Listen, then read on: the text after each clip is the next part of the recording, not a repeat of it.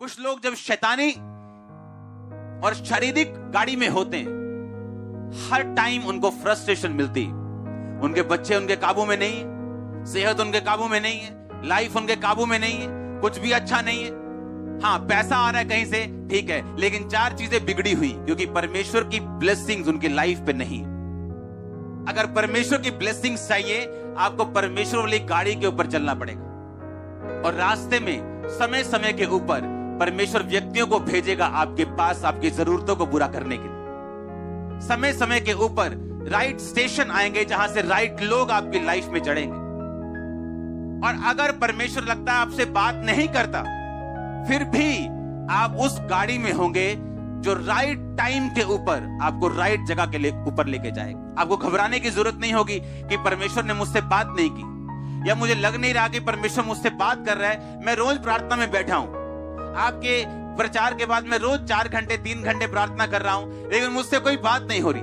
अगर आप तौबा में हैं और आपने इस लेवल से इस तरह से प्रार्थना करनी शुरू कर दी, अगर वो बात ना भी करे, सब कुछ राइट पोजीशन पे आ जाएगा कुछ ही महीनों के अंदर। एवरीथिंग, हर एक चीज आपको ना भी पता हो, आपको राइट चीज मिलेगी, राइट व्यक्ति मिलेंगे, रॉन्ग व्यक्ति आपकी लाइफ से जाएंगे। हर एक चीज राइट टाइम के ऊपर परमेश्वर आपको देगा। अगर आप इस तरह से चलेंगे तो परखा हुआ विश्वास और प्रार्थना में कहता लगे रहो। आमीन। Prayer prayer prayer prayer, night prayer, morning prayer, क्योंकि प्रेयर्स आपको आगे लेके जाने वाली है। आप चाहे धर्मी भी हो, पवित्रताई में भी हो, विदाउट प्रेयर आप लेट होंगे अपनी डेस्टिनी में। और कई बार जो ब्लेसिंग ज्यादा लेट हो जाएं, वो एक तरह की ना के बराबर है। और इस तरह से आप देखेंगे कि राइट टाइम के ऊपर, गॉड्स प्लानिंग के ऊपर आप रहेंगे और हर एक चीज फिट होती जाएगी। पजल सॉल्व करना होता है ना, फोटो में इधर उधर सब टुकड़े देते हैं और बोलते हैं फोटो लगाओ बराबर, वो फोटो बराबर लगती जाएगी अपने आप। सिर्फ आपका खुदाबंद में रहने के कारण, विश्वास में परखे जाने के बाद स्थिर रहने के कारण और राइट प्रेयर लाइफ होने के कारण आपके पजल सॉल्व होते जाएंगे और आपका विश्वास बढ़ता जाएगा, कॉन्फिडेंस बढ़ता जाएगा। आपको मालूम होगा कितना भी बड़ा पजल क्यों ना हो, मुझे बस बने रहना और अड़े रहना और खड़े रहना और प्रेयर करनी है, ये सॉल्व होता जाएगा। और आपको आदत पड़ जाएगी सॉल्व होता देखने की हर एक मुसीबत को, क्योंकि आपने बहुत से पजल सॉल्व होते अपनी लाइफ में देखे होंगे। और आप बार बार देखेंगे कि जब भी आप किसी पजल में पड़े हो, किसी मुश्किल में पड़े हो, परमेश्वर ने उसे सॉल्व किया अपने टाइम में, सिर्फ आपके खड़े रहने के कारण और प्रेयर लाइफ होने के कारण। हालेलुया। याद रखो, अपने आप कुछ नहीं होगा। बड़ी तरह के लोग चर्च में बैठे हैं जिन्होंने अब तक बपतिस्मा नहीं लिया, देखना चाहते हैं परमेश्वर क्या कर सकता है, उसकी लाइफ में क्या किया, अब मेरी लाइफ में क्या कर सकता है। ऐसे लोग भी हैं, लेकिन परमेश्वर का धन्य है वो जिन्होंने बिना देखे विश्वास किया।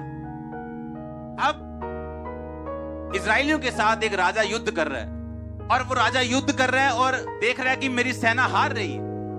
और वो राजा जिसके बड़े बेटे ने उसके बाद राजा बनना था, बाइबल कहती है कि उसको बलिदान कर दिया। और जैसे ही उसको बलिदान किया, इजरायली हारने लगे। ये बड़ा अजीब चैप्टर था कि एक शैतानी व्यक्ति शैतान को अपने बेटे की बलि देता है, क्योंकि यहोवा परमेश्वर किसी बंदे की बलि नहीं लेता। और ऐसा कैसे कि इजराइल की सेना हारने लग जाए एक शैतानी बंदे की अपने बेटे की शैतान को बलि देने से?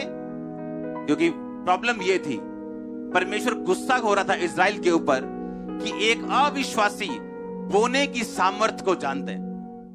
एक अविश्वासी जानते हैं अगर मैं बोऊंगा तो मैं काटूंगा। इजरायली ये देखते हुए भी कि उसने अपना बेटा कुर्बान किया, उन्होंने परमेश्वर के आगे किसी भी चीज की कुर्बानी नहीं की। और इस वजह से परमेश्वर नाराज हुआ और इजरायली, बाइबल कहती है, हारने लगे। प्रॉब्लम यह है, क्रिश्चियन लोगों को लगता है कि बिना कर्म किए वो अपनी लाइफ में ब्लेस हो जाएंगे, या सिर्फ प्रेयर करके ब्लेस हो जाएंगे।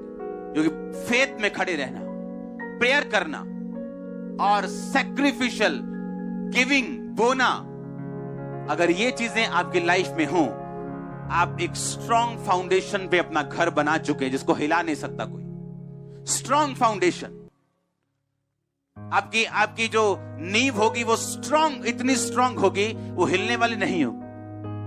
अगर आप चुपचाप बैठे तो वो भी चुपचाप बैठे, क्योंकि अपने लेवल को आगे लेके जाने के लिए हमें सिर्फ अपनी जरूरत है। खुदावंद ने हमें ताकत दी है, ग्रेस दी है। उसने हमें ऐसे सिस्टम में, ऐसे स्ट्रक्चर में ऑलरेडी बाय ग्रेस बिठा दिया है कि हम आगे बढ़ सकते हैं। हालेलुया। अगर आप ऊपर देखते जाएंगे कि खुदा कुछ करे तो खुदा नीचे देखेगा आपकी तरफ कि आप कुछ करें। विश्वास में परख के साथ निकलना, स्ट्रांगली बोना, स्ट्रांगली, आप मजबूत क्रिश्चियन है। फिर आपकी नींव को हिलाया नहीं जा सकता। फिर आपकी लाइफ के पजल सॉल्व होने वाले हैं। आमीन। छोटा है, मैंने कहा आपकी लाइफ के पजल सॉल्व होने वाले हैं। महान मूर्ख जो है वही धन्यवाद ना करने वाले लोग होते हैं। प्रभु ने आपको एक टेस्टिमनी दी, आप चर्च में बैठे हो गवाही लेके, पर आपका ध्यान थैंक्स करने की ओर नहीं है, आपका ध्यान दूसरी गवाही की ओर है। वो कब होगी? पहले पहली का एंजॉय तो कर लो, पहली को दे तो दो, पहली में जी तो लो। अगर आप आज सेटिस्फाइड नहीं है जो प्रभु ने आपको दिया, कल आप नहीं सेटिस्फाइड होंगे, गारंटी है ये। ऐसे लोग हैं जिनको उनकी फैमिली वाले अलाउ नहीं करते आने के लिए, ऑनलाइन देख रहे हैं इस टाइम, और आप बैठे हो सामने ग्रेस ग्रहण करने के लिए। आप जब छोटी बातों में परमेश्वर के हाथ को समझ जाते हो, डिवाइन अरेंजमेंट परमेश्वर का समझ जाते हो कि ये परमेश्वर का डिवाइन अरेंजमेंट है और उसका फायदा उठाते हो। बाइबल कहती है उस ग्रेस का फायदा उठाओ जो तुम्हारी लाइफ के ऊपर है। हालेलुया।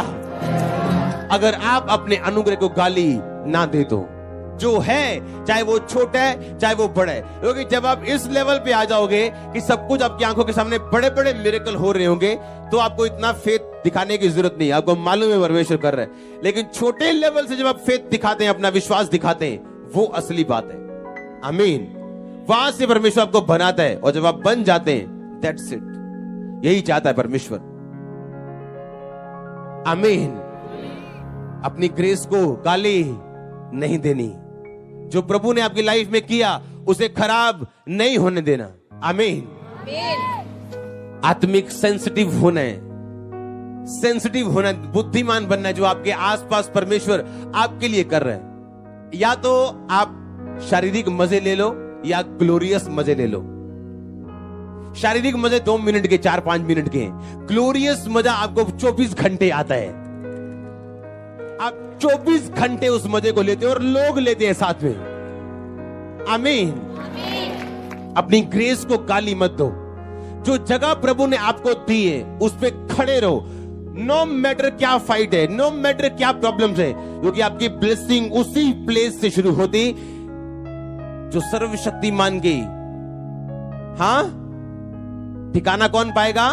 जो उसके छाए हुए स्थान में, जो परम प्रधान के छाए स्थान में बैठा रहे, सर्वशक्तिमान की छाया में बैठा रहे का मतलब यशब। यशब का मतलब जो प्लेस आपको मिला उस पे खड़े रहो, खड़े रहो उस पे।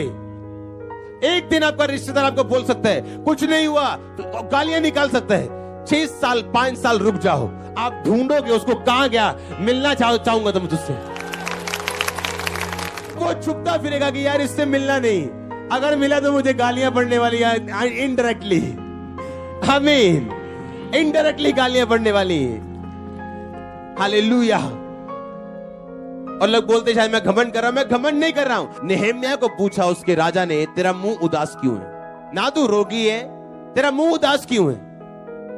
क्योंकि राजा के सामने उदास मुंह से जाने का मतलब राजा की बेइज्जती करना, कि मैं तेरे राज्य में हैप्पी नहीं हूं। तो राजा मरवाते भी थे लोगों को, मार देते थे लोगों को गुस्से में, दंड मिलता था उनको।